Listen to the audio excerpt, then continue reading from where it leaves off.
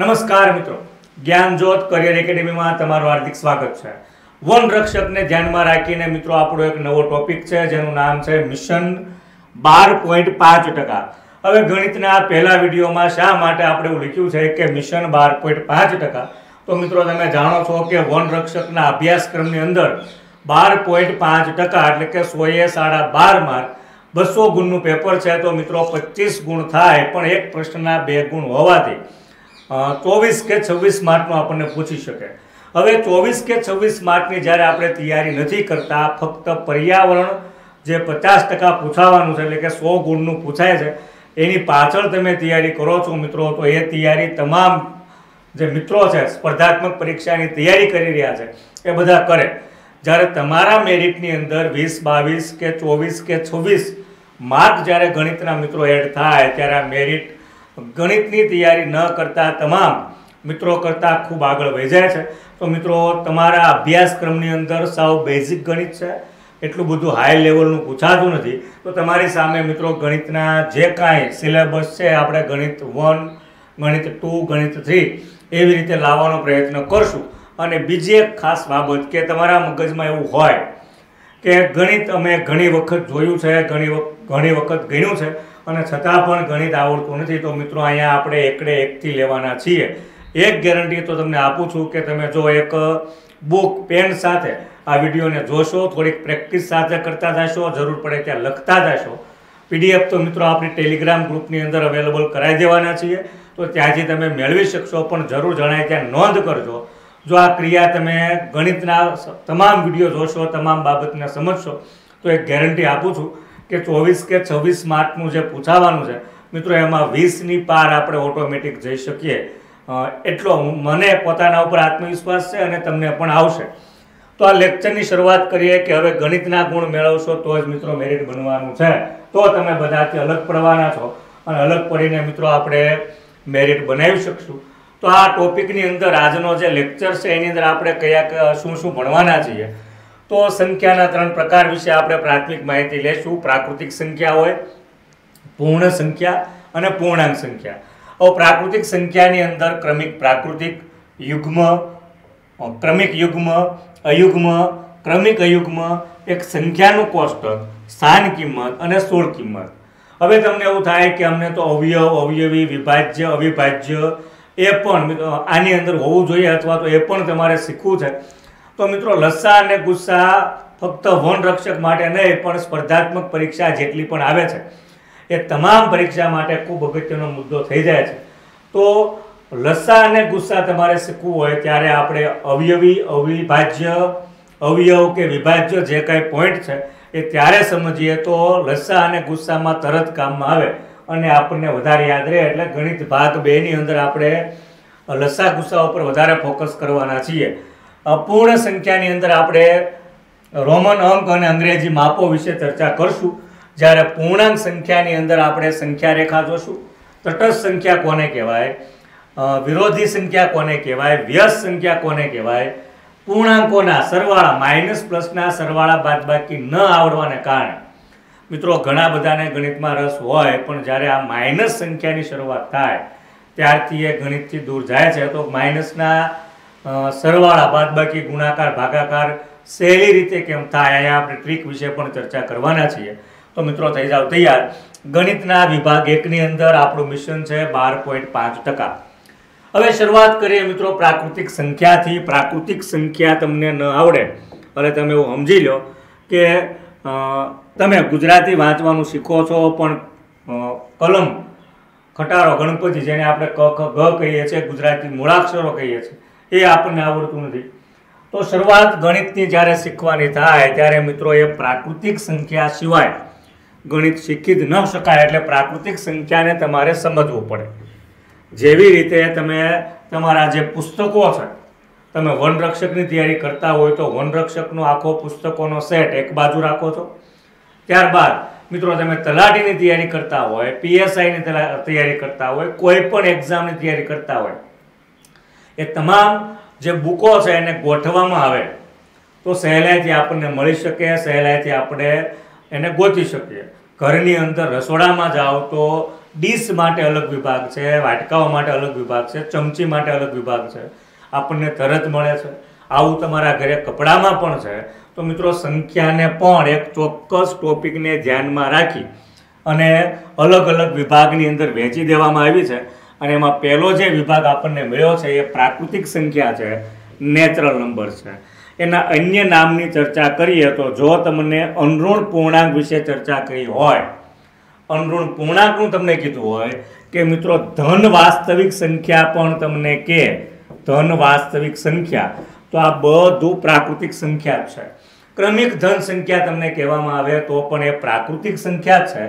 હવે પ્રાકૃતિક સંખ્યાની શરૂઆત મિત્રો 1 થી થાય. જ્યાંથી શરૂઆત થતી હોય, જ્યાંથી શરૂઆત થતી હોય એ મિત્રો એ ગણની અંદર, ગણનો અર્થ એવો થાય છે કે અહીંયા સમૂહ, તો પ્રાકૃતિક સંખ્યાઓનો જે સમૂહ છે, પ્રાકૃતિક સંખ્યાઓનો જે ગણ છે, એ ગણની શરૂઆત 1 થી થાય છે. માટે સૌથી નાની સંખ્યા, સૌથી નાની પ્રાકૃતિક સંખ્યા, સૌથી નાની પ્રાકૃતિક સંખ્યાની મિત્રો જ્યારે ચર્ચા કરવામાં આવે ત્યારે સૌથી નાની પ્રાકૃતિક સંખ્યા 1 છે. સૌથી મોટી સંખ્યા, હવે આ સંખ્યા ક્યાં જઈને ઊભી રહે, પૂરી થાય છે કે નથી થતું, એટલા માટે સૌથી મોટી સંખ્યાની જ્યારે વાત આવે ત્યારે મિત્રો અહીંયા મોટી સંખ્યા મળતી નથી. જેના કારણે ઓપ્શન એવો તમારે પસંદ કરવો પડે કે કહી ન શકાય. થોડાક કન્ફ્યુઝ કરવા માટે તમને કેવો પ્રશ્ન પૂછી શકે કે પ્રાકૃતિક સંખ્યાઓમાં સૌથી મોટી સંખ્યા કઈ છે? ઓપ્શનની અંદર તમને બહુ મોટી મોટી સંખ્યા આપે અને છેલ્લે એવું કહે કે કહી ન શકાય. તો મિત્રો ગમે એવડી મોટી સંખ્યા આપી હોય એનાથી મોટી સંખ્યાઓ પણ છે. તો મોટી સંખ્યાઓ વિશે કાંઈ કહી ન શકાય. એટલે આ જે પહેલો પ્રકાર છે પ્રાકૃતિક સંખ્યા, એ પ્રાકૃતિક સંખ્યાને નેચરલ નંબરને કારણે આપણે એન વડે દર્શાવીએ છીએ. અન્ય નામની અંદર અનઋણ પૂર્ણાંક તમને કે, ધન વાસ્તવિક સંખ્યા કે. હવે સંખ્યા, પ્રાકૃતિક સંખ્યાની અંદર કઈ કઈ સંખ્યા આવે તો મિત્રો 1 થી શરૂઆત થાય, 0 થી શરૂઆત થતી નથી, કારણ કે 0 વાળો અલગ પ્રકાર છે. 1 થી શરૂઆત થાય છે, જેના કારણે મિત્રો અહીંયા આપણે એને ધન સંખ્યાઓ ગણીએ છીએ. સૌથી નાની સંખ્યા 1 થી શરૂઆત થાય છે તો 1 છે, અને સૌથી મોટી સંખ્યામાં કહી ન શકાય મિત્રો આમાં માઇનસ ન આવે. આની અંદર અપૂર્ણાંક એટલે કે 1/2 ને એવું તમે જે જાણો છો એ એક પણ સંખ્યા ન આવે, આખી સંખ્યાઓ આવે. અને 1 થી શરૂઆત થાય એટલે તમામ ધન સંખ્યાઓ આવે. તો પ્રાકૃતિક સંખ્યા જેને તમે કહો છો, જેને તમે ધન સંખ્યા કહો છો મિત્રો, એ તમામ પ્રાકૃતિક સંખ્યાઓની અંદર આવશે. તો એ તમારે ખાસ યાદ રાખવાની છે. એના પછીની આપણે ચર્ચા કરીએ તો પ્રાકૃતિક સંખ્યાની અંદર પ્રથમ જે મુદ્દો છે એ પ્રથમ મુદ્દો છે ક્રમિક પ્રાકૃતિક. હવે ક્રમિક પ્રાકૃતિકથી એટલા બધા દાખલાઓ થાય છે અને આ ન આવડતું હોય તો એટલું બધું આપણે ગુમાવીએ છીએ. હવે ક્રમિક શબ્દ જ્યારે પણ તમે સાંભળો છો, ક્રમિક શબ્દ, ત્યારે એનો અર્થ એવો થાય છે કે વારાફરતી અથવા તો એના પછી તરત જ. સાદો અર્થ એવો લઈ શકાય ગણિતમાં કે વારાફરતી અથવા તો તરત જ, એવું કહી શકાય. જે સંખ્યા તરત જ આવે એને ગણિતની ભાષામાં ક્રમિક કહેવાય. હવે ક્રમિકની અંદર પણ પ્રાકૃતિક સંખ્યાની જ્યારે વાત થાય તો 1ની ક્રમિક સંખ્યા 2 છે, 2ની ક્રમિક સંખ્યા 3 થાય, 3ની ક્રમિક સંખ્યા 4 થાય. એમ ક્રમિક હંમેશા મિત્રો આગળ વધે છે. ક્રમિકમાં આપણે પાછળ આવતી હોય એવી સંખ્યાઓ જોતા નથી. તો ક્રમિક સંખ્યાઓ એટલે હકીકતમાં પ્રાકૃતિક સંખ્યા થાય.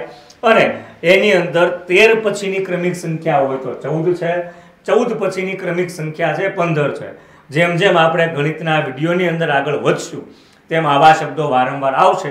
એટલે આ બેઝિક શબ્દો વિશે આપણે અત્યારથી માહિતી લઈ લઈએ છીએ. હવે ક્રમિક પ્રાકૃતિક સંખ્યાની શરૂઆત પણ મિત્રો 1 થી થાય છે. તો ક્રમિક પ્રાકૃતિક સંખ્યા પણ નાનામાં નાની સંખ્યા 1 ધરાવે છે.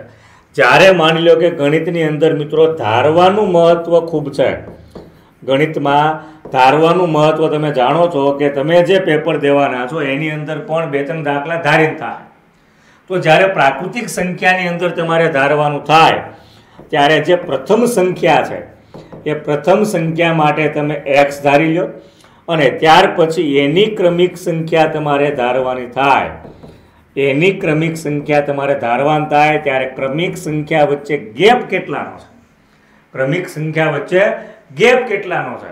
તો ક્રમિક સંખ્યા વચ્ચે 1નો ગેપ છે. એટલે પહેલી સંખ્યા માટે જ્યારે તમે x ધારો છો ત્યારે બીજી સંખ્યા માટે હંમેશા મિત્રો x+1 એવું તમારે ધારવાનું રહેશે. તો પ્રથમ સંખ્યા x અને બીજી ક્રમિક સંખ્યા થશે x+1. તો એ યાદ રાખજો. આ સિવાય એક તમારે એ પણ પ્રશ્ન હોય છે કે જ્યારે તમને આવું કહે છે કે 1 થી 10 સુધીની ક્રમિક સંખ્યાનો સરવાળો કે 1 થી 100 સુધીની પ્રાકૃતિક સંખ્યાનો સરવાળો. હવે જે મિત્રોને સૂત્ર આવડતું નથી, આવડવા કરતાં સમજાતું નથી, એને જ્યારે આવો દાખલો આપવામાં આવે કે ભાઈ 1 + 2 + 3 + 4 + 5 + 6 એવું 100 સુધી કરો એટલે સ્વાભાવિક છે કે પહેલા મનમાં ખ્યાલ આવે કે ભાઈ 1 માં 2 નાખશું, 2 માં 3 નાખશું તો કેટલો સમય જાય, જેના કારણે આપણે તરત એ પ્રશ્ન મૂકી દઈએ છીએ. મૂકવા પાછળનું કારણ કે આપણને એનું સૂત્ર ખબર નથી, આપણે એને સમજતા નથી. હવે જ્યારે તમને ક્રમિક પ્રાકૃતિક સંખ્યા ગોતવાનું કે જ્યારે પણ તમને ક્રમિક પ્રાકૃતિક સંખ્યા ગોતવાનું કે એના સરવાળા મેળવવાનું કે ત્યારે તમારે યાદ રાખવાનું છે સરવાળાને અંગ્રેજીમાં s કહેવાય, જેથી હું s લખું છું n². ધ્યાન રાખજો, આગળ જતા તમને આ કામમાં આવશે. n² + n આખાના છેદમાં 2 આવું એનું સૂત્ર છે. જેનાથી 1 થી 100 સુધીનો સરવાળો કરવો હોય, 1 થી 10 સુધીનો સરવાળો કરવો હોય, 1 થી 50 સુધીનો કરવો હોય, 1 થી 20 સુધીનો કરવો હોય, જેટલી પણ પ્રાકૃતિક સંખ્યાનો સરવાળો તમારે કરવો છે એ તમામ સંખ્યાના સરવાળા માટેનું મિત્રો આ સૂત્ર છે. હવે આનો ઉપયોગ કેવી રીતે કરવાનો છે? તો અહીંયા કુલ સંખ્યા કેટલી છે? તો અહીંયા કુલ સંખ્યા 100 છે. તો અહીંયા થઈ જશે 100². અહીંયા n એટલે તમારે 100 જ મૂકવાના છે અને આને મિત્રો તમારે ભાગવાનું છે 2 વડે. હવે કોઈ પણ સંખ્યાનો સ્ક્વેર કરવો હોય, પાછળ 0 હોય તો પણ તમારે ટ્રીક યાદ રાખવી પડશે. વર્ગ અને વર્ગમૂળ શું છે એને આપણે આગળ જોવાના છીએ એટલે ટૂંકું તમને અહીંયા સમજાવી દઉં છું કે તમારે જ્યારે અહીંયા મિત્રો વર્ગ કરવાનો થાય તો વર્ગ માટેની એક શોર્ટકટ ટ્રીક તમારે કેવી યાદ રાખવાની છે એ સમજી લો. માની લો કે તમારે 25નો વર્ગ કરવાનો થાય, 1 થી 25 સુધીની સંખ્યા કીધી હોય તો તમારે 25નો વર્ગ કરવાનો થાય તો 5 છે 5 એના પહેલાં તમારે લખી નાખવાના 25 અને એની આગળ જે 2 છે એ 2ને તમારે એક બાજુ બોલાવવાના છે. એક બાજુ બોલાવીને તમારે પ્રશ્ન પૂછવાનો છે કે 2 પછી કોણ આવે? તો સ્વાભાવિક છે કે 2 પછી 3 આવે તો 2 તેરી 6 એટલે 25નો વર્ગ થઈ જાય 625. આ થઈ ગયો કે જેની પાછળ પાંચડો છે એના વર્ગ તમે આવી રીતે કરો અને સરવાળામાં તમારે સ્પીડ આવશે.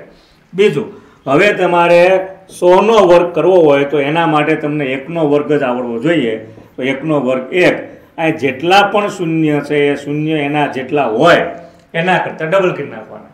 2 શૂન્ય હોય તો એને 4 કરી નાખો, 4 શૂન્ય હોય તો 8 કરી નાખો. હવે અહીંયા 1ના વર્ગની આપણે જ્યારે ચર્ચા કરીએ તો 1નો વર્ગ 1 થાય, 1 શૂન્યના 2 શૂન્ય, 1 શૂન્યના 2 શૂન્ય વત્તા 100 ભાગ્યા 2. હવે 10,000માં 100 નાખી અને 2ના અડધા અડધા કરો તો પણ હાલશે અને 10,000 ભાગ્યા 2 કરો કે 100 ભાગ્યા 2 કરો તો પણ હાલશે. તો 10,000ના અડધા થાય 5,000, 100ના અડધા થાય 50. તો 5,000માં જ્યારે તમે 50 નાખો ત્યારે મિત્રો આવશે 5,050. તો 1 થી 100 સુધીની જેટલી પણ સંખ્યા છે, 1 થી 100 સુધીની એ તમામ સંખ્યાનો સરવાળો મિત્રો 5,050 એટલે કે 50 થશે. તો આવી રીતે તમે ખૂબ ટૂંકી રીતે જેમ જેમ તમે પ્રેક્ટિસ કરશો, જેમ જેમ તમે આવા દાખલાઓ ગણશો એમ મિત્રો સૂત્ર વગર પણ તમને ખ્યાલ આવી જશે. કરવાનું કાંઈ નથી, વર્ક કરો પછી એમાં ફરીથી એ સંખ્યા ઉમેરજો અને આખાને તમારે 2 વડે ભાગી નાખવાનું છે. આવી રીતે તમે કોઈ પણ સંખ્યાનો સરવાળો મિત્રો મેળવી શકો છો. અહીંયા બોર્ડમાં જે કાંઈ હું કામ કરું છું એને તમે લખ્યા કરતાં મિત્રો આ બધી ઇમેજો છે એ આપણે ગ્રુપની અંદર અપલોડ કરી દેવાના છીએ. તો ટેલિગ્રામ ગ્રુપની અંદર તમે હજી સુધીમાં ન આવો, જ્ઞાનજ્યોત પરિવાર સાથે ન જોડાયા હોય તો મિત્રો કાંઈ વાંધો નથી. ડિસ્ક્રિપ્શનની અંદર તમને ટેલિગ્રામની લિંક આપી દઉં છું જ્યાંથી તમે જોઈન્ટ થઈ શકો છો. આ સિવાય મિત્રો વોટ્સએપ ગ્રુપ પણ ચાલે છે તો એમાં પણ જોઈન્ટ થઈ શકો છો, જેથી તમને વિડીયો, PDF પછી દરેક જે બાબત છે જે સ્પર્ધાત્મક પરીક્ષા રિલેટેડ છે એ દરેક બાબત તમને ત્યાં મળવાની છે. તો મિત્રો આજે જ જોઈન્ટ થજો, જેના કારણે દરેક બાબતોને ખૂબ ઝડપથી તમે મેળવી શકશો. હવે ક્રમિક પ્રાકૃતિક સંખ્યા પછીનો જે આપણો વિભાગ છે એ વિભાગ છે યુગ્મ સંખ્યા કોને કહેવાય અને બીજું કે અયુગ્મ સંખ્યા કોને કહેવાય. હવે યુગ્મ અયુગ્મ જ્યાં આવડે ત્યાં શરૂ થઈ જાય કે ક્રમિક યુગ્મ કોને કહેવાય અને ક્રમિક અયુગ્મ કોને કહેવાય. હવે ક્રમિક શબ્દનો અર્થ તો તમે સારી રીતે જાણી ગયા છો. કે વારા ફરતી આવતી હોય એવી સંખ્યાને ક્રમિક કહેવાય. એના સિવાય બીજો કોઈ એનો અર્થ જ નથી. હવે યુગ્મ સંખ્યા એટલે બેકી સંખ્યા. તમે જ્યારથી ભણો છો ત્યારથી તમને બેકી સંખ્યા વિશે વધારે સમજાવવામાં આવે છે, પણ હવે પછી ગણિતની અંદર બેકી સંખ્યાને યુગ્મ કહેવાય. તમે જાણતા હો છતાં પણ ઘણી વખત આવા અજાણ્યા શબ્દોને કારણે મિત્રો તમે દાખલાઓ ગણી શકતા નથી. તો યુગ્મ સંખ્યા કોને કહેવાય?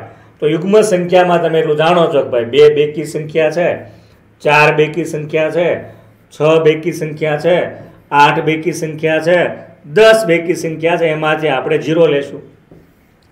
આટલી જે સંખ્યા તમને ખ્યાલ છે, આ સંખ્યાઓ કોઈ પણ સંખ્યાના છેડે હોય, હવે છેડે એટલે છેલ્લે હોય, તો એને આપણે કહેવાય એકમનો અંક.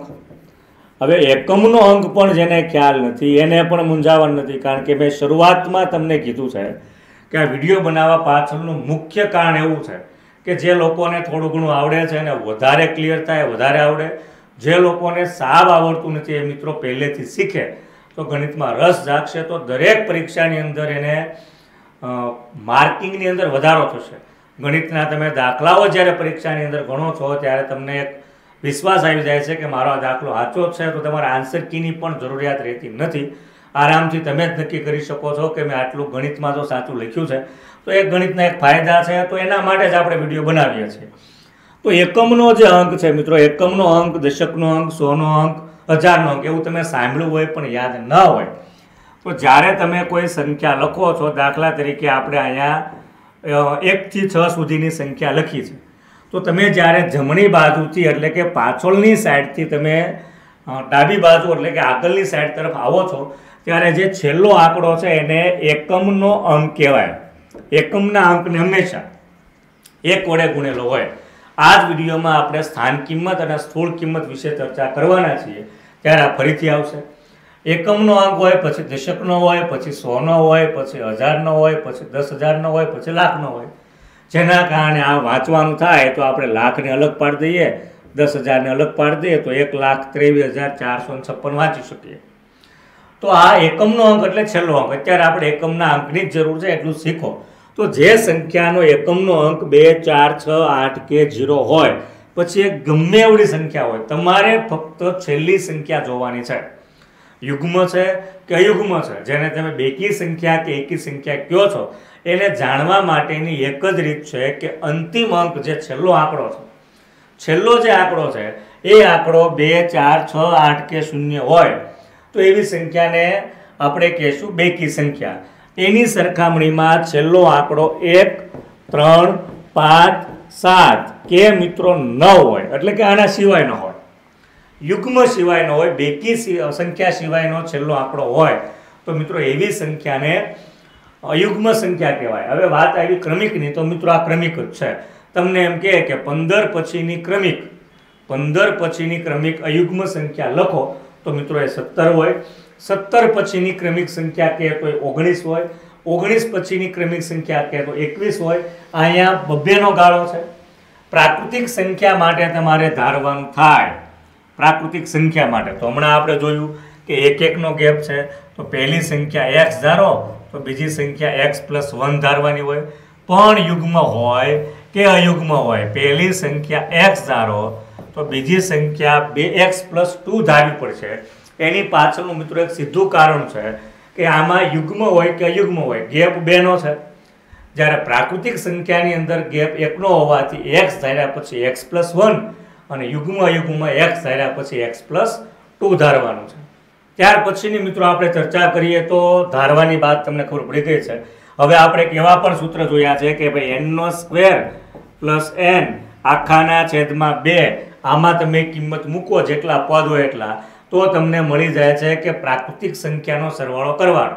પ્રાકૃતિક ભૂલાઈ જતું હોય તો 1 થી 5 પ્રાકૃતિક છે, 1 થી 10 પ્રાકૃતિક છે, 1 થી 50, 1 થી 100, 1 થી 200, 1 થી 1000, આ તમામ પ્રાકૃતિક સંખ્યા છે. 1 થી શરૂ થતી હોય, પછી 2, પછી 3, પછી 4, તો એ પ્રાકૃતિક છે. અત્યારે આપણે ચર્ચા કરવાના છીએ કે યુગ્મ સંખ્યાનો સરવાળો કરવો હોય તો કઈ રીતે થાય. તો યુગ્મ સંખ્યાના સરવાળા માટે મિત્રો તમારે આ જ સૂત્રનો ઉપયોગ કરવાનો છે, પણ તમારે થોડુંક ઉડાડતું જવાનું છે, થોડુંક આપણે કાપતું જવાનું છે. જેમ તમે ગણિત શીખી રહ્યા છો એટલે થોડુંક થોડુંક તમારા મગજમાં બેસે છે એ હવે તમારે યાદ રાખવું, અલગથી સમજવું નહીં પડે, તમને ઓટોમેટિક ખ્યાલ આવી જાય. તો આવડું મોટું સૂત્ર આપણે ભણ્યા. તો હવે 2ના ઉપર મિત્રો આપણે ચોકડી મારી દઈએ અને ફક્ત હવે જે વધ્યું છે એ સૂત્ર શું છે? તો હવે વધ્યું છે n² પ્લસ n. હવે આ સૂત્રની મદદથી મિત્રો તમે યુગ્મ સંખ્યા છે એના સરવાળા મેળવી શકશો. SU એટલે કે S યુગ્મ. અહીંયા મિત્રો ઓડ ઇવન કહેવાય છે, પણ હું તમને અંગ્રેજીમાં જરા પણ લઈ જવા માંગતો નથી, કારણ કે એનાથી તમે થોડાક કન્ફ્યુઝ થાઓ.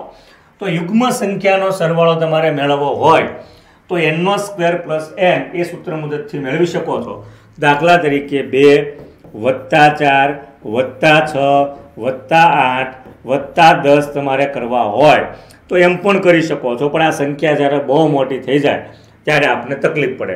હવે સંખ્યા કુલ કેટલી છે? તો 1 2 3 4 અને 5. 5 સંખ્યા હોવાથી n બરાબર 5 લેવાના હોય. હવે અહીંયા તમે 5 મૂકો તો 5² + 5 છેદમાં તો કાંઈ છે નહીં, 5નો વર્ગ પચું 25, એમાં 5 નાખો તો 25 ને 5 30.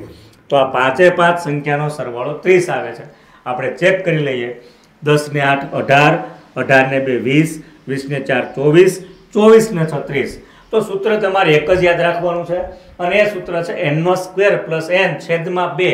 2 એટલે પ્રાકૃતિક, 2 ઉડી જાય તો યુગ્મ. અને હવે અયુગ્મની ચર્ચા કરીએ તો આમાંથી મિત્રો આપણે n ને પણ ઉડાડી દેવાનો છે, ફક્ત n². આ સૂત્ર જો કે તમારે વાપરવાની પણ જરૂર નથી. તમને કોઈ એવું કહે કે 1 + 3 + 5 + 7 + 9 + 11 આટલી સંખ્યાનો સરવાળો કરો. જો એ ક્રમિક અયુગ્મ હોય, અયુગ્મની રીતે ક્રમિક હોય એટલે કે એમાં વચ્ચે ક્યાંય ગેપ ન હોય, શરૂઆત 1થી થતો હોય, શરૂઆત 1થી ન થતું હોય તો પણ એનો એક ઉકેલ છે, પણ અત્યારે આપણે એટલા ડીપમાં જવાના નથી. તો 1 + 3 + 5 + 7 + 9 + 11 આવી રીતે તમને 1થી શરૂઆત થતો હોય, શરૂઆત 1થી થતી હોય અને મિત્રો પછી +3 +5 +7 એવી રીતે આપ્યું હોય તો તમારે ફક્ત સંખ્યા ગણવાની છે. સંખ્યા છે 6, તો અહીંયા તમારે કરવાનો છે 6નો વર્ગ એટલે કે 36. મિત્રો આ તમામ સંખ્યાનો સરવાળો આવે છે. તો આવી રીતે તમને એક પ્રાકૃતિક સંખ્યા કીધી હોય તો, તમને યુગ્મ સંખ્યા કીધી હોય તો, અયુગ્મ સંખ્યા કીધી હોય તો આ મિત્રો એનું A to Z છે. આની બહાર કોઈ વિશેષ તમને જોવા નહીં મળે. બીજું અહીંયા અવયવ છે, અવયવી છે, વિભાજ્ય છે, અવિભાજ્ય છે, સહઅવિભાજ્ય છે. આ બધું મિત્રો આપણે ગણિતનો જે બીજો વિડીયો મૂકવાના છીએ જેમાં તમે લસ્સા અને ગુસ્સા વિશે વિસ્તૃત માહિતી મેળવવાના છો એની અંદર જોશું. એટલે અત્યારે આપણે આ વિડીયોની અંદર એનો સમાવેશ કરતા નથી. ચાલો તો હવે પછીનો આપણે આગળ વધીએ. તો હવે પછીનો આપણો જે ટોપિક છે, યુગ્મ શીખી લીધું, અયુગ્મ શીખી લીધું. તો હવે પછીનો એવો ટોપિક છે કે એક આંકડાની સંખ્યાઓ કેટલી છે. ત્યાર પછી એવો પ્રશ્ન થાય કે 2 અંકની સંખ્યા કેટલી છે. 2 અંકની સંખ્યામાં સૌથી નાનું કોણ છે, સૌથી મોટું કોણ છે. આવું તો મિત્રો વનરક્ષકની અંદર બેઝિક પૂછાય છે. આ બાબત બહુ સહેલી હોય છે યાદ રાખવા માટે પણ અને સમજવા માટે પણ. યાદ રાખવા કરતાં સમજશો તો પરીક્ષાઓની અંદર પણ સમજેલું તરત જ મિત્રો કામમાં આવશે. હવે 1 અંકની સંખ્યા મિત્રો, એકડાઓની શરૂઆત 1થી થાય છે એટલે અહીંયા આપણે 1થી સમજશું, 0થી નહીં સમજીએ.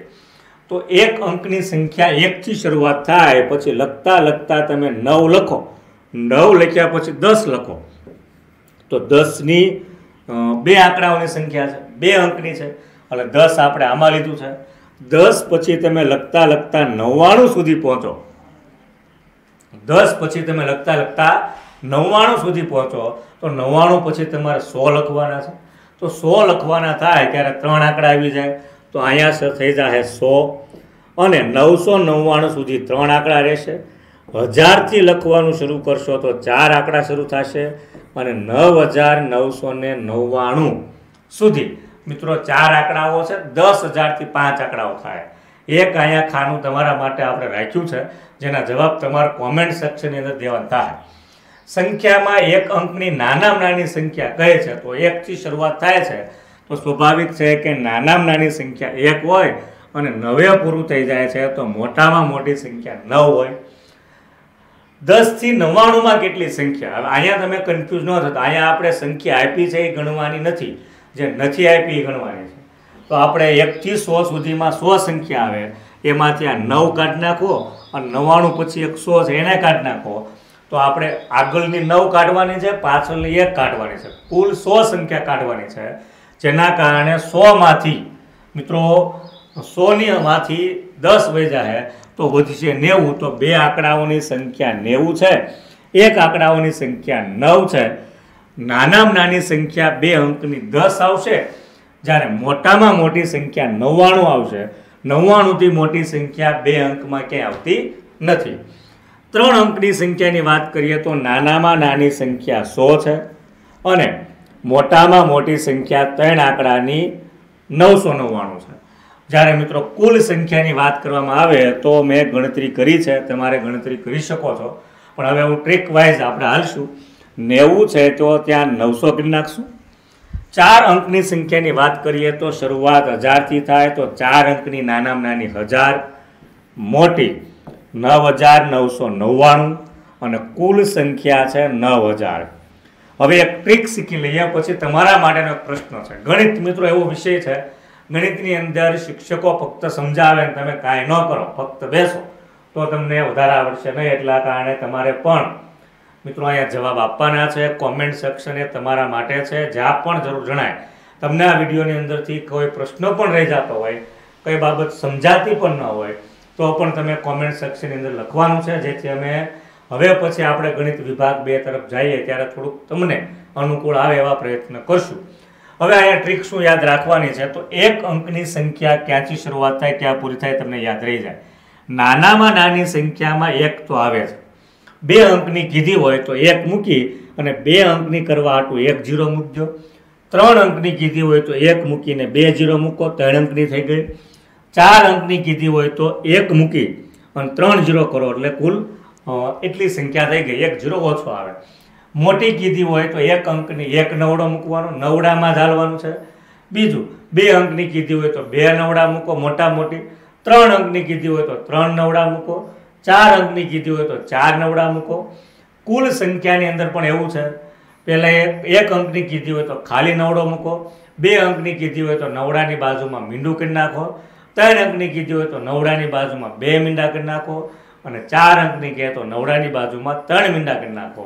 હવે તમારે મને કોમેન્ટ સેક્શનની અંદર કહેવાનું છે કે 5 અંકની સંખ્યાઓ ક્યાંથી શરૂઆત થાય, ક્યાં પૂર્ણ થાય, સૌથી નાની કોણ, સૌથી મોટી કોણ અને કુલ સંખ્યા કેટલી છે, આ તમારે મને કોમેન્ટ સેક્શનની અંદર જણાવવાનું છે, જેથી મને પણ ખ્યાલ આવે કે તમે ખૂબ સારી રીતે આ મુદ્દો સમજી ચૂક્યા છો. હવે પછી મિત્રો આગળ વધીએ તો સંખ્યા આપણે કેટલી છે, 1 અંકની કેટલી છે, 2 અંકની કેટલી છે, બાબત જોયા પછી સ્થાન કિંમત શું છે અને સ્થૂળ કિંમત શું છે. હવે સ્થાન કિંમત પણ મિત્રો વનરક્ષકની અંદર અહીંયા આપણે સંપૂર્ણ ગણિત જોઈ રહ્યા નથી, કારણ કે સંપૂર્ણ ગણિત તમને ખ્યાલ છે કે ખૂબ વિશાળ છે અને એને સમજવા માટે આપણી પાસે વધારે સમય પણ માગી લે છે. અહીંયા આપણે ફક્ત વનરક્ષકને ધ્યાનમાં રાખીને ગણિત જોઈ રહ્યા છીએ.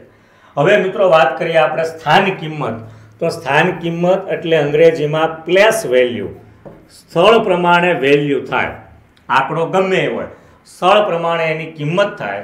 જ્યારે સ્થૂળ કિંમતની મિત્રો વાત કરીએ તો એ આવશે ફેસ વેલ્યુ કહેવાય એને. હવે ફેસ વેલ્યુ એટલે જે દેખાય છે એ જ કિંમત, બીજી કિંમત નહીં. દાખલા તરીકે આપણે ઉદાહરણ લઈએ તો તમારી સામે એક સંખ્યા મૂકી છે 1 2 3 4 5 6 અને 7. આની આપણે સ્થાન કિંમત જોશું. એની સંખ્યા આપણે ફરીથી લઈએ તો એ સંખ્યા છે 1 2 3 4 5 6 અને 7. આને વાંચવું હોય તો આપણી રીતે વાંચવાનું છે એકમ, દશક, 100, 1000, 10,000, લાખ, 10 લાખ એટલે 12 લાખ કરવા પડશે, 34,000 કરવા પડશે અને 567 કરવા પડશે.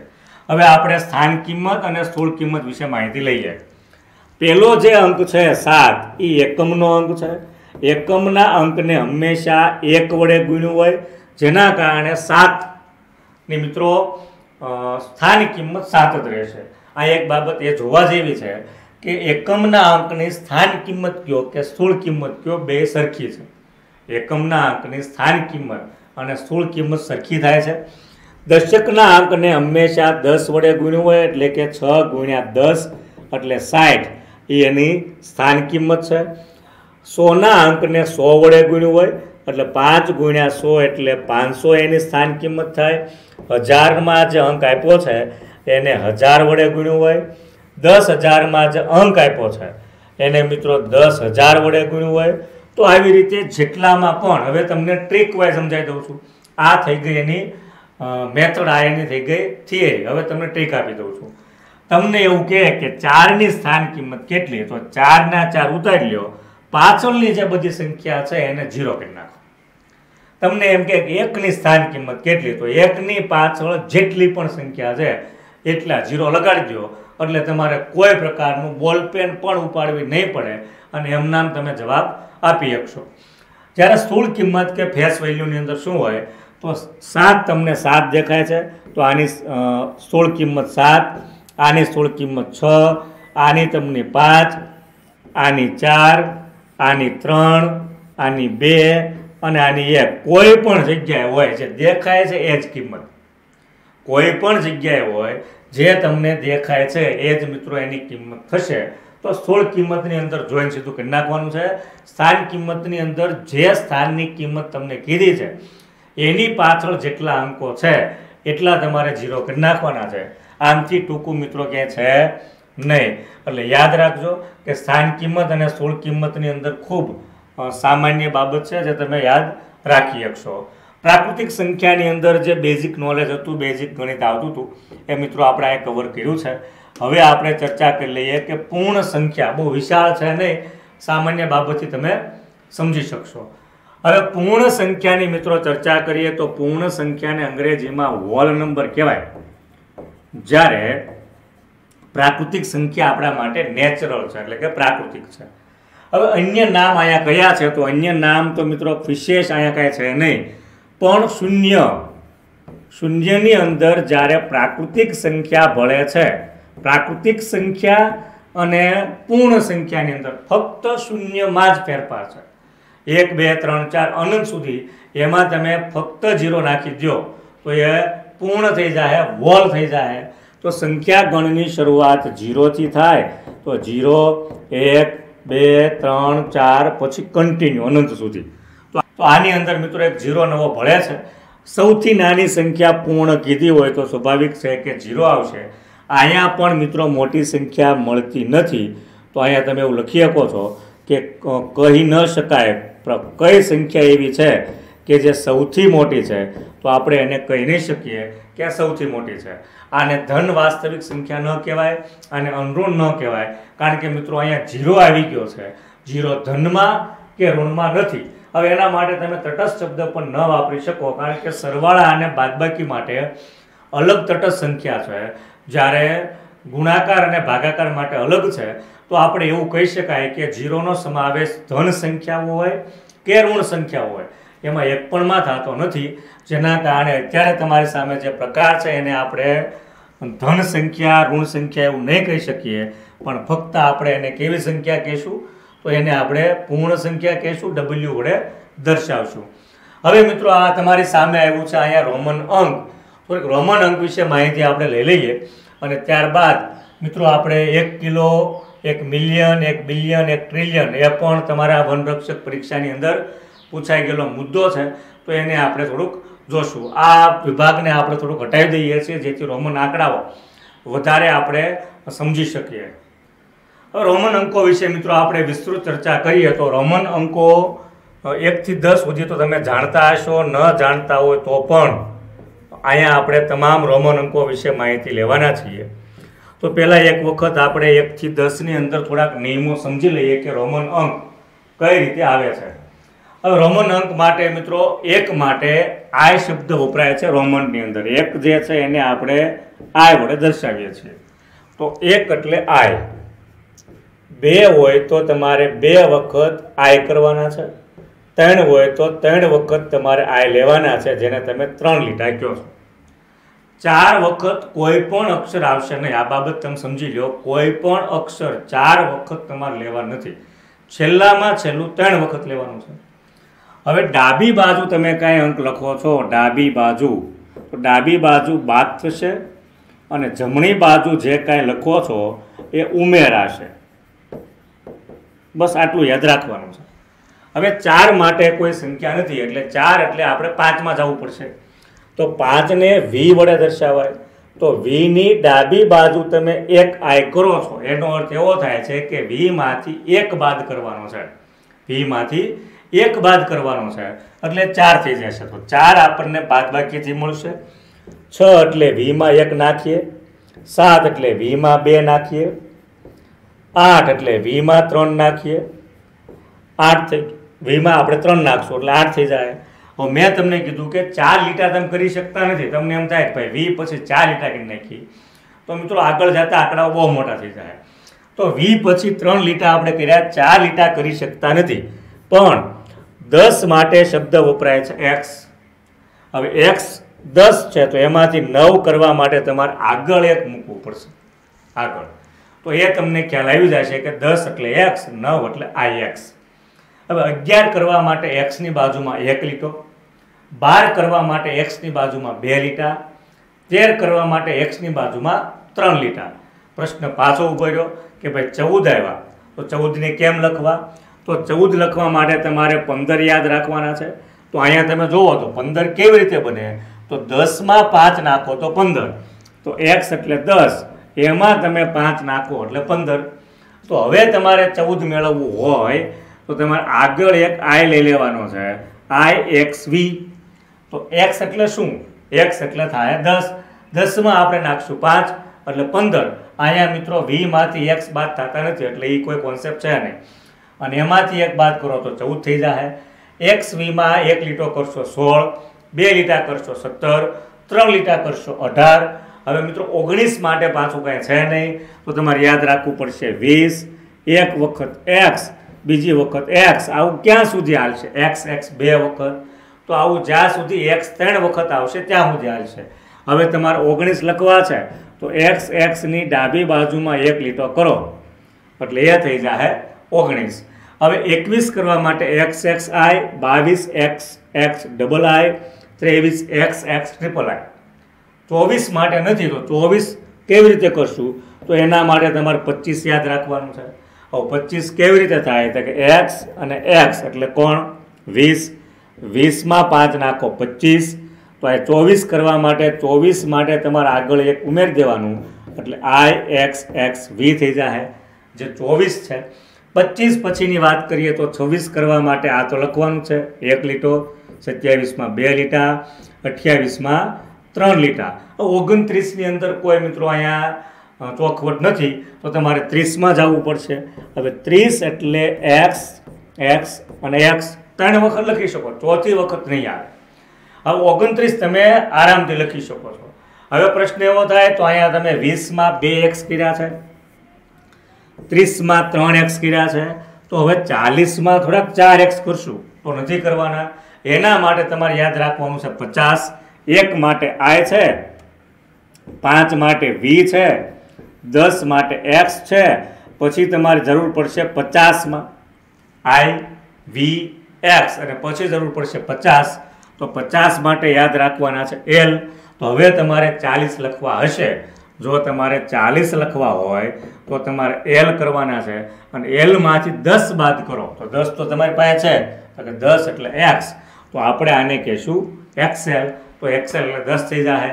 હવે તમારે 40 તમને કોન્સેપ્ટ આવડી ગયો છે, 30 આવડી ગયો છે. 30 ની બાજુમાં 1 લીટો કરશો તો 31 થાય, 2 32 થાય, 3 33 થાય, 4 તો કરાતા નથી તો 35 કઈ રીતે કરશો? તો x v આવી રીતે 35 થશે. 40 તમને ખબર પડી ગઈ છે તો આ બધા આંકડાઓ તમે લખી શકશો. 40 પછી તમે 50 કરશો તો 50 માં આવશે મિત્રો l. 60 માં તમારે જરૂર પડશે l કરીને તમે મૂકશો બાજુમાં 10 એટલે 60 થઈ જાય.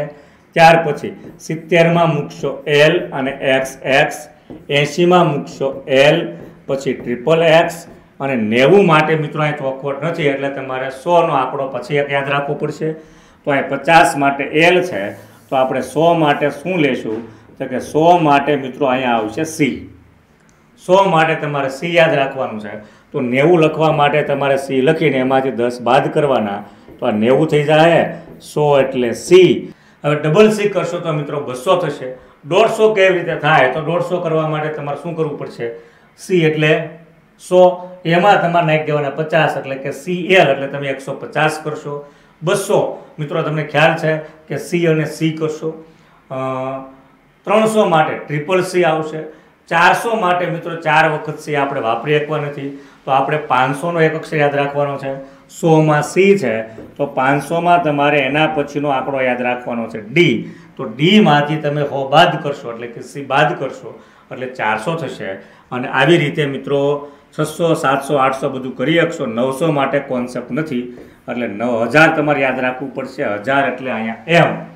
તો મિત્રો આટલા આંકડાઓ તમને પૂછી શકે અને આટલા આંકડાઓ મુજબથી તમને રોમનમાંથી અરબી આપણે જે સંખ્યા વાપરીએ છીએ 10 20 30 એને અરબી કહેવાય. અને અત્યારે તમારી સમક્ષ મિત્રો એ રોમન છે, તો હવે તમે અરબીમાંથી રોમનમાં અને રોમનમાંથી અરબીમાં ખૂબ આરામથી ફેરવી શકશો.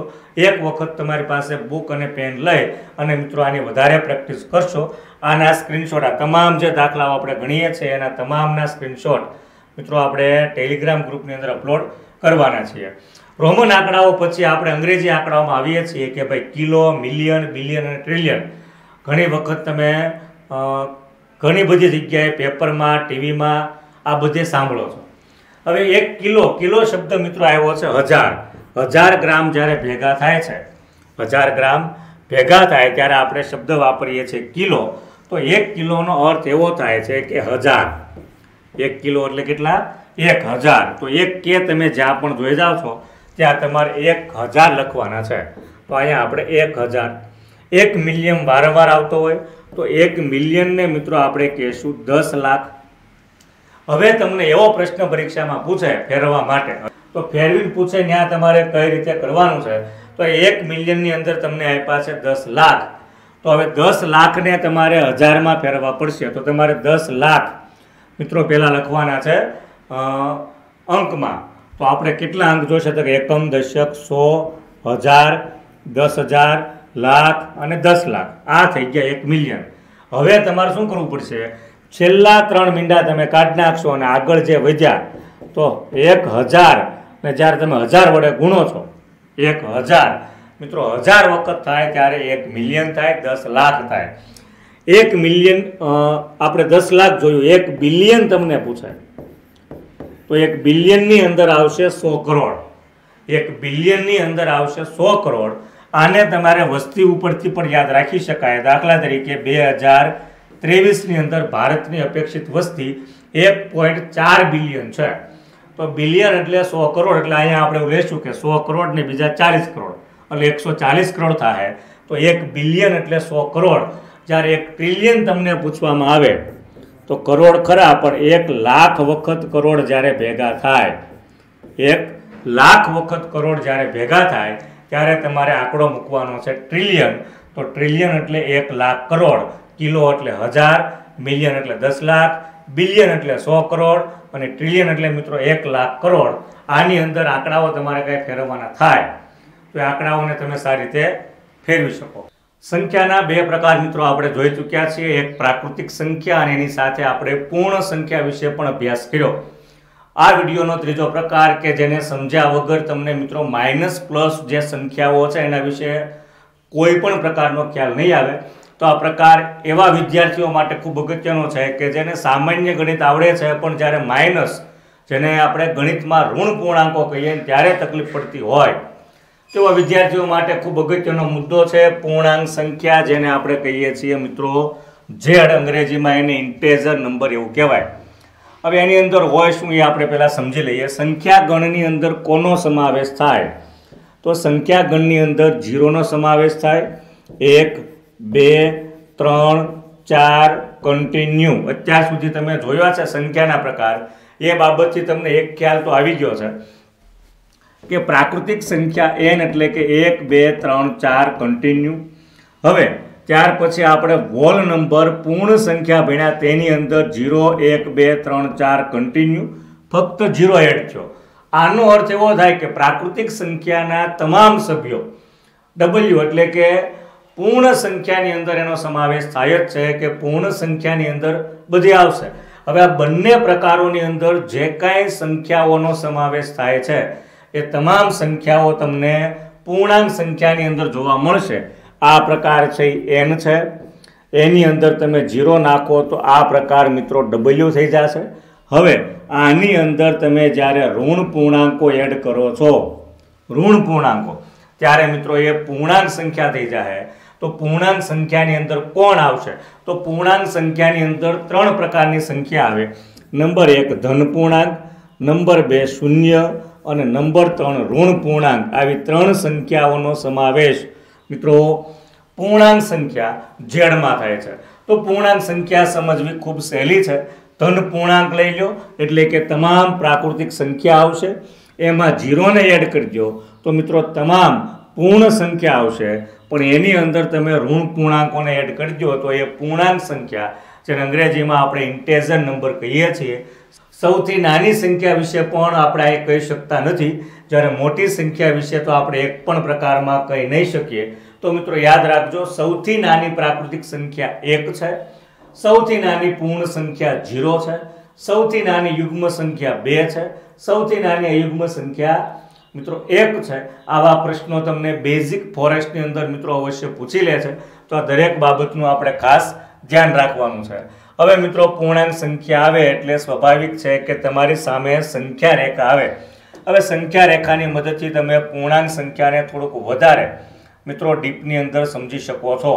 જ્યાં સુધી કોઈ મુદ્દાને ઊંડાણપૂર્વક નહીં સમજો ત્યાં સુધી તમે મિત્રો ઉપર તરતા રહેશો, એની અંદર નહીં જઈ શકો અને અંદર જે છે એ માહિતી નહીં મેળવી શકો. તો સંખ્યા રેખા ઉપર કોઈ પણ જગ્યાએ તમે શૂન્ય લઈ શકો છો. તો આપણે અહીંયા શૂન્ય લીધું છે. શૂન્યની જમણી બાજુ યાદ રાખવાનું છે, શૂન્યની જમણી બાજુ હંમેશા ધન પૂર્ણાંકો આવે. એટલે કે 1 2 3 4 જ્યાં સુધી તમે સમાવેશ કરી શકો ત્યાં સુધી તમે સમાવેશ કરી દેજો. ત્યાર પછી -1 -2 -3 -4 એને ઋણ પૂર્ણાંકો કહેવાય. તો ઋણ પૂર્ણાંકો કઈ બાજુ હોય? તો ઋણ પૂર્ણાંકો મિત્રો ડાબી બાજુ હોય. યાદ રાખજો, ઋણ પૂર્ણાંકો હંમેશા સંખ્યા રેખાની ડાબી બાજુ જોવા મળે છે. હવે પ્રશ્ન એવા પણ પૂછે છે કે સંખ્યા રેખામાં આપણે જેમ ડાબી બાજુ જઈએ તેમ સંખ્યા કેવડી થશે, જમણી બાજુ જઈએ એમ સંખ્યા આપણને કેવડી જોવા મળે? તો મિત્રો જેમ તમે જમણી બાજુ જશો, 1 થી મોટા 2 છે, 2 થી મોટા 3 છે, 3 થી મોટા 4 છે, 0 થી મોટા 1 છે, -1 થી મોટા 0 છે. હવે અહીંયા આપણે કન્ફ્યુઝ થઈએ છીએ. તો એ કન્ફ્યુઝને આપણે સાવ સામાન્ય ઉદાહરણથી સમજવાનો પ્રયત્ન કરીએ. માઇનસ સંખ્યાઓનું અસ્તિત્વ ક્યાંથી આવ્યું? માની લો કે હું તમને એમ કહું કે ભાઈ -10 કરતાં 0 મોટો છે. -10 કરતાં નાના મોટે અને મોટા માટે મિત્રો બે સંજ્ઞા ગણિતની અંદર ઉપયોગ થાય છે. તમને ઓપ્શનની અંદર એ પૂછી શકે. જો આગળ જાતું હોય તો એને મિત્રો કહેવાય ગ્રેટર ધેન. આગળ જે સંખ્યા વધે એને કહેવાય ગ્રેટર ધેન. એનો અર્થ ગુજરાતીમાં એવો થાય કે તેનાથી મોટું છે. જો એ પાછળ જાતું હોય તો મિત્રો એને કહેવાય લેસ ધેન, અને ગુજરાતીમાં એનો મિનિંગ એવો થાય મિત્રો કે એનાથી નાનું છે. આના કરતાં પણ શોર્ટકટ એક એવું છે કે જે બીજાને કોણી મારે તે હંમેશા મોટું હોય એવું તમારે યાદ રાખવાનું છે. તો હું એવું કહું છું કે -10 ને કોણી મારે છે 0. આનો અર્થ એવો થાય કે 0 કોણી મારે છે તો 0 મોટો છે. તો -10 કેમ નાના છે એ સમજાતું નથી અથવા એ મગજમાં પડતું નથી. તો જ્યારે તમે કોઈ પણ જગ્યાએ દુકાને 10 રૂપિયા બાકી રાખો છો, જ્યારે પણ તમે 10 રૂપિયા બાકી રાખો છો ત્યારે મિત્રો એ તમારે માઇનસમાં ગણાય છે, બાકીમાં લખાય છે. દાખલા તરીકે -10 રૂપિયા કોઈની પાસે છે, એટલે કે એની પાસે કોઈ 10 રૂપિયા માગે છે અને એક વ્યક્તિ પાસે 0 રૂપિયા છે, એટલે કાંઈ છે પણ નહીં અને કાંઈ માગતા પણ નથી. હવે આને જ્યારે 10 રૂપિયા આપવામાં આવશે ત્યારે 10 રૂપિયા અગાઉથી માગે છે એટલા માટે 0 થઈ જાય. જ્યારે આને જ્યારે 10 રૂપિયા આપવામાં આવશે ત્યારે મિત્રો એની પાસે 10 રૂપિયા થશે. તો હવે તમે સ્વાભાવિક રીતે જોઈ શકો છો કે જેની પાસે -10 હતા એને 10 આપતા એ 0 સુધી પહોંચે છે, અને જેની પાસે 0 હતા એની પાસે અત્યારે 10 રૂપિયા છે. આનો અર્થ મિત્રો ટૂંકમાં એવો કહી શકાય કે જેમ તમે જમણી બાજુ જાઓ એમ સંખ્યાની અંદર એક સ્ટેપનો વધારો જોવા મળે છે. અને જેમ તમે ડાબી બાજુ આવો છો, જેમ તમે ડાબી બાજુ આવો છો એમ મિત્રો એક સંખ્યાનો ઘટાડો જોવા મળે છે. તો આ તરફ તમે જાશો તો સંખ્યા નાની નાની થતી જશે. એનો અર્થ એવો થાય કે માઇનસની અંદર યાદ રાખવાનું છે કે માઇનસની અંદર જેમ સંખ્યા મોટી, ઋણની અંદર જેમ સંખ્યા મોટી મિત્રો એવી રીતે નાની, જ્યારે ધનની અંદર તો તમને ખ્યાલ જ છે કે જેમ સંખ્યા મોટી એમ મોટી. પણ યાદ રાખવાનું છે કે તમામ ઋણ પૂર્ણાંકો કરતાં શૂન્ય મોટી સંખ્યા છે અને તમામ ધન પૂર્ણાંકો કરતાં શૂન્ય નાની સંખ્યા છે. તો આ માહિતી તમને ખ્યાલ આવી ગયો હશે કે સંખ્યા રેખા કઈ રીતની હોય. જમણી બાજુ ધન પૂર્ણાંકો હોય, શૂન્યની ડાબી બાજુ બધા ઋણ પૂર્ણાંકો હોય. શૂન્ય તમે કોઈ પણ જગ્યાએથી શરૂ કરી શકો છો. જેમ તમે જમણી બાજુ જશો તેમ સંખ્યામાં એક એકનો વધારો આવશે, જેમ તમે ડાબી બાજુ જશો તેમ સંખ્યાની અંદર એક એકનો આવશે ઘટાડો.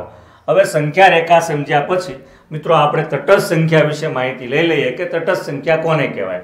તો તટસ્થ સંખ્યા મિત્રો એક હોતી નથી. પહેલાં તો તમે આનો અર્થ સમજી લો કે તટસ્થ સંખ્યા કોને કહેવાય. હવે તટસ્થ સંખ્યા એટલે જે સંખ્યાથી કોઈ પ્રકારનો ફેર પડતો નથી, જે સંખ્યાથી કોઈ પ્રકારનો, અંગ્રેજીમાં એને ન્યુટ્રલ કહેવાય.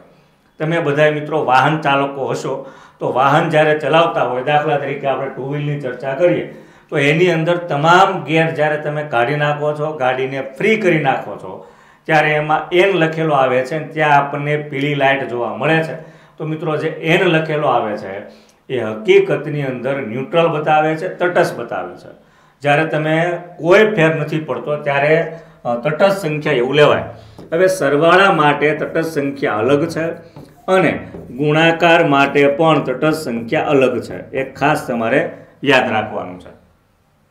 હવે સરવાળાની અંદર તટસ્થ સંખ્યા કોણ છે?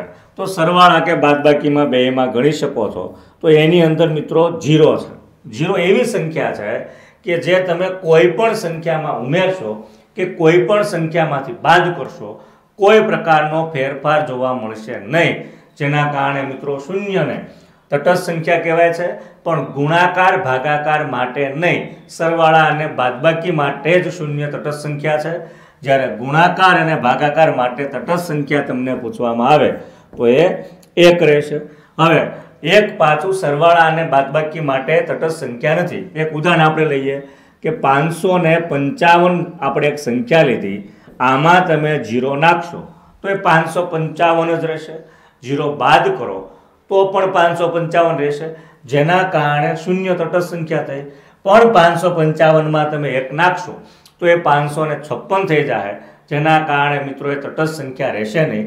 અને બીજું કે 555ને તમે 1 વડે ગુણો કે તમે 1 વડે ભાગો તો પણ 555ને મિત્રો તમે 1 વડે ગુણો કે 1 વડે ભાગો તો પણ એ 555 જ થશે. 555ને એક બાજુ મૂકો. કોઈ પણ સંખ્યાને 1 વડે ગુણવામાં આવે કે 1 વડે ભાગવામાં આવે તો મિત્રો એની અંદર કોઈ પ્રકારના ફેરફાર આવતા નથી. જ્યારે સરવાળા બાદબાકીની અંદર શૂન્ય ઉમેરો કે શૂન્ય બાદ કરો તો તમને કોઈ પ્રકારના ફેરફાર જોવા મળશે નહીં. તો આ ખૂબ અગત્યનું છે. સરવાળા માટેની તટસ્થ સંખ્યા શૂન્ય છે, ગુણાકાર માટેની તટસ્થ સંખ્યા મિત્રો 1 છે. તો આ થઈ ગયું તટસ્થ સંખ્યા વિશે. એના પછીની આપણે વાત કરી લઈએ કે વિરોધી પૂર્ણાંકો કોને કહેવાય અને વ્યસ્ત પૂર્ણાંકો કોને કહેવાય. હવે વિરોધી પૂર્ણાંકની મિત્રો આપણે ચર્ચા કરીએ તો એની વ્યાખ્યા પણ ખૂબ સમજવા જેવી છે અને વ્યસ્તની પણ સમજવા જેવી છે. હવે વાત આપણે કરી લઈએ કે વિરોધી પૂર્ણાંક કોને કહેવાય. તો જે બે સંખ્યાઓનો સરવાળો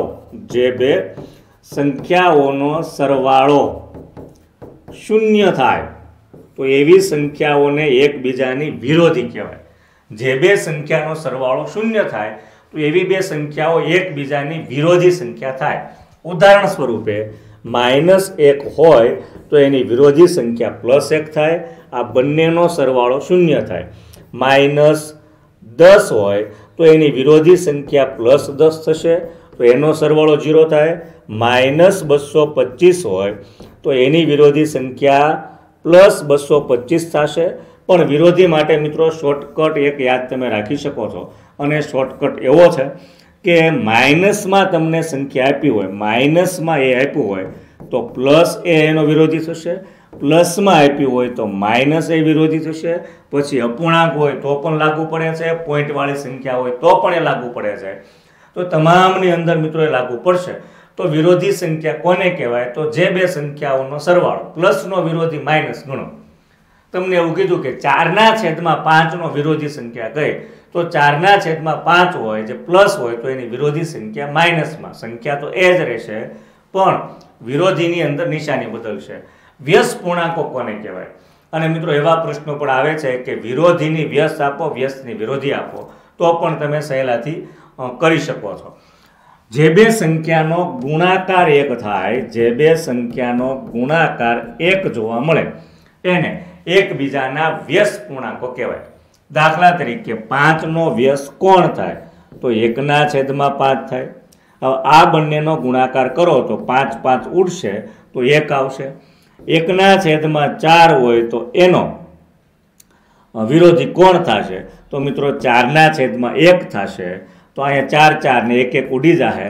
આમ અપૂર્ણાંકમાં હોય તો અંશ અને છેદ ફેરવી નાખો, અને સામાન્ય સંખ્યાની અંદર હોય તો મિત્રો એને 1/માં લઈ જાઓ. બીજું કોઈ વ્યસ્તની અંદર આવશે નહીં. ગુણાકાર 1 થવો જોઈએ, બધું ઉડી જવું જોઈએ. હવે તમને એવો પ્રશ્ન પૂછવામાં આવે કે વિરોધીનો વ્યસ્ત આપો. દાખલા તરીકે એવું કીધું કે ભાઈ -10 એનો વિરોધી આપો અને પછી વ્યસ્ત આપો. તો આનો વિરોધી +10 થાય, એ તમને ખ્યાલ છે. અને આનો વ્યસ્ત એટલે 1/10, કારણ કે 10/માં કાંઈ ન હોય તો 1 હોય. હવે તમને એવું કીધું કે 2/5 નો પહેલા વ્યસ્ત આપો અને એનો વિરોધી આપો. તો આનો વ્યસ્ત કોણ થાય? તો આને આપણે 5 ને અંશમાં લઈ જશું, 2 ને છેદમાં લઈ જશું, તો એ 5/2 થશે. હવે આનું આપણને વિરોધી કરવાનું કે તો -5/2. તો મિત્રો સ્વાભાવિક છે કે તમે આ કોન્સેપ્ટ સમજ્યા હોય. જે બે સંખ્યાનો સરવાળો 0 થાય એને મિત્રો એકબીજાની વિરોધી કહેવાય. જે બે સંખ્યાનો ગુણાકાર 1 થાય મિત્રો એને એકબીજાની વ્યસ્ત કહેવાય. શૂન્યની કોઈ પણ પ્રકારની વ્યસ્ત સંખ્યા નથી. શૂન્યનો વ્યસ્ત હજી સુધીમાં મિત્રો આપણને મળ્યો નથી. તો એ પણ તમને અપવાદ સ્વરૂપે પૂછી શકે. તો આ થઈ ગયા વ્યસ્ત અને મિત્રો વિરોધી સંખ્યાનો કોન્સેપ્ટ. હવે આગળ વધીએ આપણે. તો વિરોધી અને વ્યસ્ત સંખ્યા પછી આપણે નિરપેક્ષ મૂલ્યની ચર્ચા કરી લઈએ. આ વિડીયોની અંદર મિત્રો આપણે હવે સરવાળા માઇનસના કેમ થાય, ગુણાકાર કેમ થાય, એના વિશે આપણે નિરપેક્ષ મૂલ્ય પછી માહિતી મેળવશું.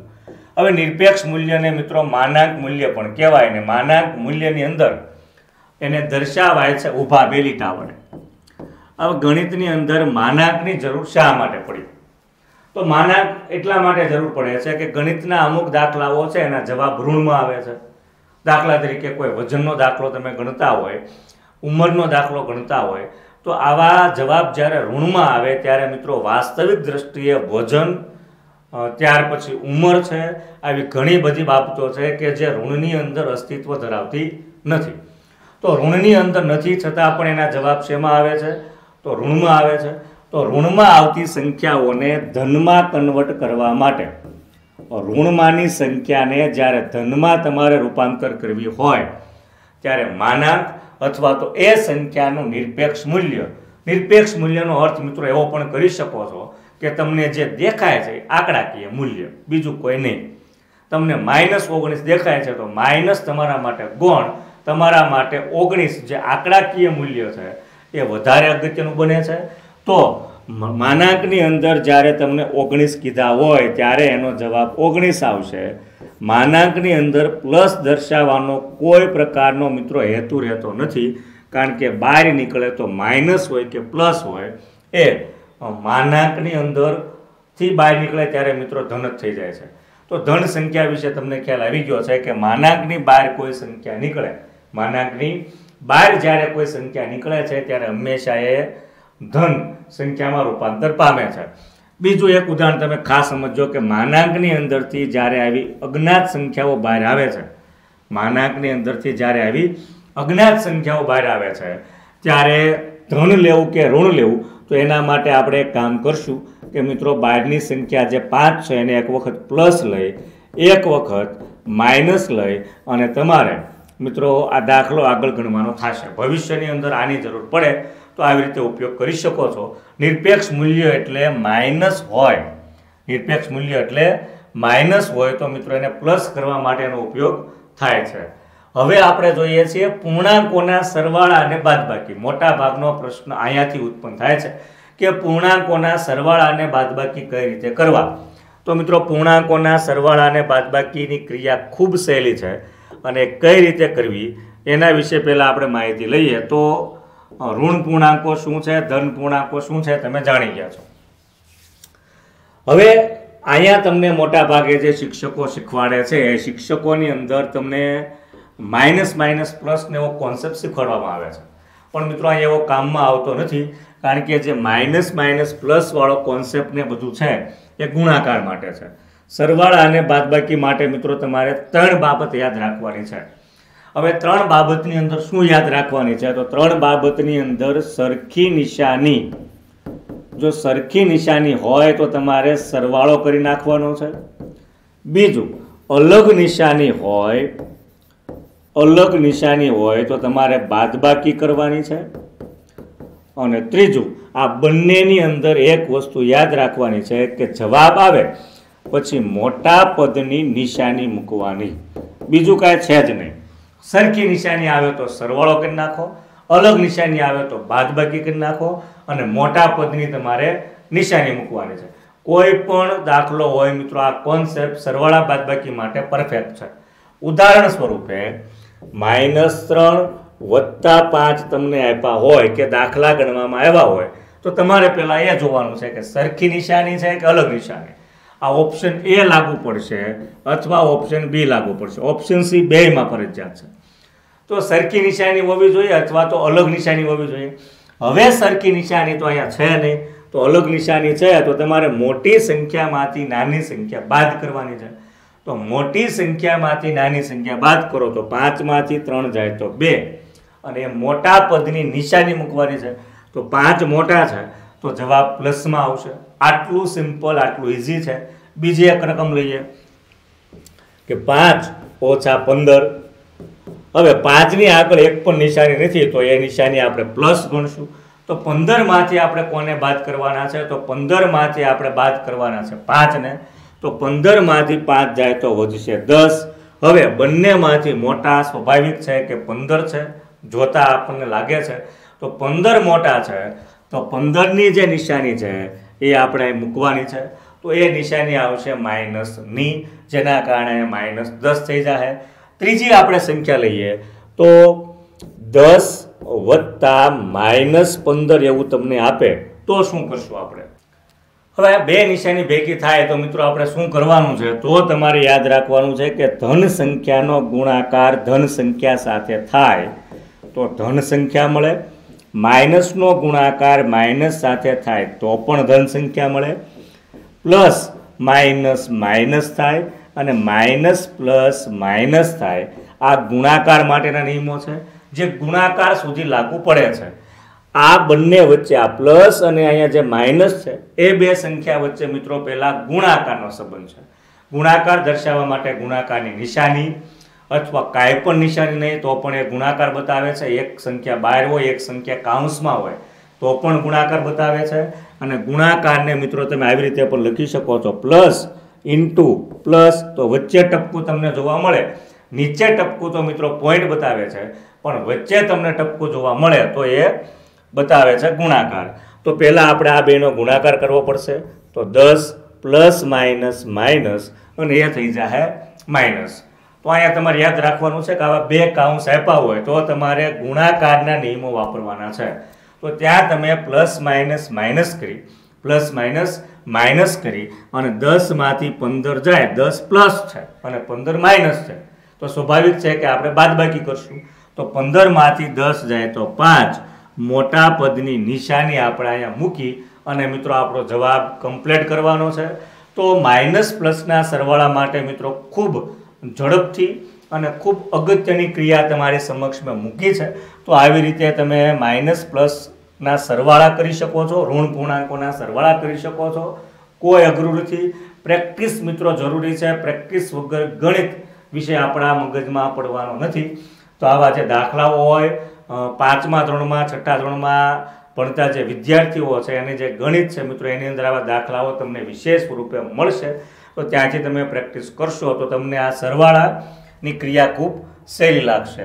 હવે એના પછીની આપણે ચર્ચા કરીએ તો એના પછી મિત્રો આપણે ગુણાકાર અને ભાગાકાર કઈ રીતે કરવાના છે એની એક ચર્ચા છેલ્લા ભાગમાં આપણે કરી લઈએ. આવી જ રીતે મિત્રો આપણે ગણિતનો ભાગ 2 પણ મૂકવાના છીએ. આની અંદર તમારા કોઈ પ્રકારના સલાહ સૂચન હોય, કોઈ પ્રકારની કાંઈ સજેશન હોય તો મિત્રો એ અમારા માટે ખૂબ જરૂરી છે. તમે કોમેન્ટ સેક્શનની અંદર દર્શાવશો. સાથે ટેલિગ્રામ ગ્રુપની લિંક પણ ડિસ્ક્રિપ્શનમાં, વોટ્સએપ ગ્રુપની લિંક પણ ડિસ્ક્રિપ્શનમાં છે, જેથી ત્યાં પણ જોડાઈને અમને વ્યક્તિગત પણ મેસેજ કરી શકો છો. જે પણ તમારું મિત્રો સજેશન હશે એને અમે ખૂબ ઝડપથી આમાં અપ્લાય કરીને તમારા માટે સારામાં સારા વિડીયો બનાવવાના છીએ.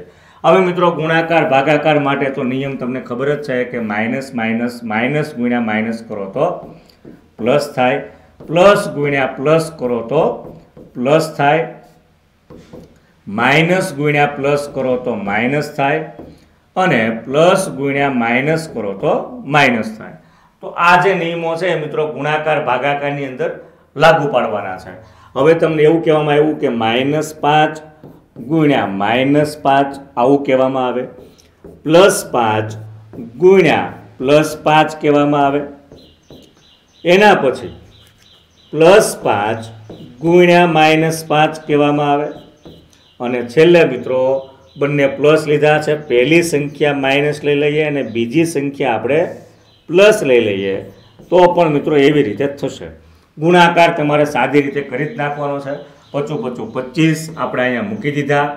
હવે માઇનસ માઇનસ પ્લસ થાય, 5 5 25 અહીંયા આપણે બંને પ્લસ છે તો પ્લસ પ્લસ પ્લસ થાય, 5 5 25 પણ પ્લસ માઇનસ છે તો સ્વાભાવિક છે કે માઇનસ થાય, 5 5 25 તો અહીંયા 25 આવશે, માઇનસ પ્લસ અહીંયા માઇનસ મૂકી અને મિત્રો કોઈ પણ ગુણાકાર કરી શકો છો. ભાગાકારના પણ મિત્રો એવા સામાન્ય નિયમો છે કે ઉપલી સંખ્યા માઇનસમાં હોય, નીચેની સંખ્યા પ્લસ હોય તો મિત્રો અહીંયા તમારે ભાગાકાર કર્યા બાદ જે નિશાની પ્લસ માઇનસની લાગુ પડતી હોય એ મૂકી દેવાની છે. બંને માઇનસ હોય તો મિત્રો ઉડાડી દેવાના છે, જવાબ પ્લસમાં થઈ જાય. બીજું તમારે કોઈ બાબત યાદ રાખવા નથી. 2 માંથી એક સંખ્યા માઇનસ હોય તો જવાબ માઇનસમાં, બંને માઇનસ કે બંને પ્લસ હોય તો જવાબ તમારે પ્લસમાં મૂકવાના છે. ગુણાકાર હોય કે ભાગાકાર હોય મિત્રો માઇનસ માઇનસ પ્લસ વાળો નિયમ તમને ખૂબ સહેલી રીતે તમે વાપરી શકો છો, ખૂબ સહેલી રીતે તમે સમજી શકો છો. અહીં મિત્રો આપણે વિડીયોને પૂર્ણ કરીએ છીએ. વિડીયોને સંપૂર્ણ જોયા બદલ તમારો ખૂબ ખૂબ આભાર. મિત્રો આ વિડીયો તમને કેવો લાગ્યો એની અમારે ખાસ જરૂર છે. જો તમને આ વિડીયો સમજાણો હોય, ગણિત તમારા મગજમાં શરૂઆત થઈ હોય પડવાની, તો મિત્રો એક તમારા મિત્રો સુધી શેર કરવાનું અને વિડીયોને લાઇક કરવાનું ચૂકતા નહીં. સબસ્ક્રાઈબને બધું તમને ખ્યાલ જ છે કે મિત્રો તમને સમજાશે અને તમને ઉપયોગી થશે તો અમારી સાથે જોડાવાના છો. પછી ટેલિગ્રામ હોય, યુટ્યુબ હોય, વોટ્સએપ હોય, ઇન્સ્ટાગ્રામ હોય, તમામની લિંક તમને ડિસ્ક્રિપ્શનની અંદર આપી દીધી છે, જ્યાંથી તમે અમારા સુધી જોડાઈ શકો છો. ગણિત વિભાગ 2 ની અંદર મિત્રો ખૂબ ઝડપથી મળીશું. જય હિન્દ, જય ભારત.